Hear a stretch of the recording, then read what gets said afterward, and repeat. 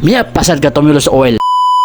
Hello, assalamualaikum warahmatullahi wabarakatuh. Kabang sa imanto na i-change oil natin yung ating motor. First time natin mag-change oil ng ganitong motor. Okay? So try natin kung makakaya natin. Sana hindi masira. So ihanda natin yung ating mga gamit. Nakalagay yung ating mga gamit, no? So ito na po yung motor natin, no? Ihanda natin. So ayan po yung dalawang drain outlet, no? Yung dalawang nakikita ninyo. Mamaya tatanggalin natin yan. So sa mga oras na yan ay natanggalan natin yung maliit na drain bolt, no? So ayan, kinakamay na natin. So sa nakikita natin, kinamay natin at yan, no, tumulo na yung ating oil.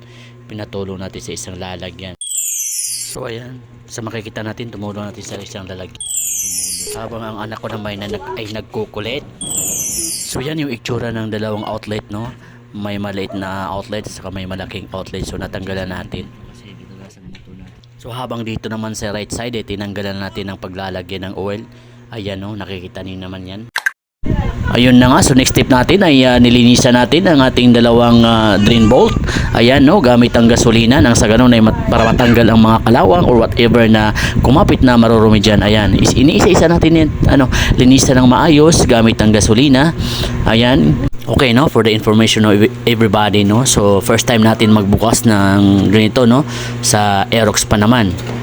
So sana huwag tayo i-bash ng mga mekaniko dyan. So ayan, no, pinakita natin yung dalawang bolt, may malaki at may maliit. Yan yung nanggaling doon sa dalawang butas.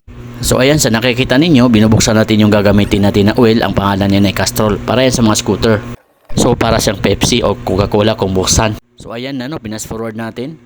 Nakikita natin ay nilalagay natin yung Castrol oil natin para yan sa mga scooter, especially sa mga Aerox, may yung Aerox 155cc.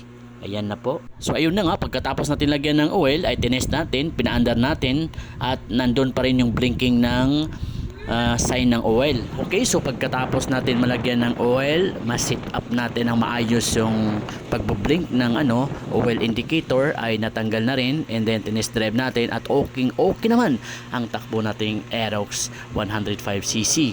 So sa mga nanood, maraming salamat, and then assalamualaikum warahmatullahi wabarakatuh.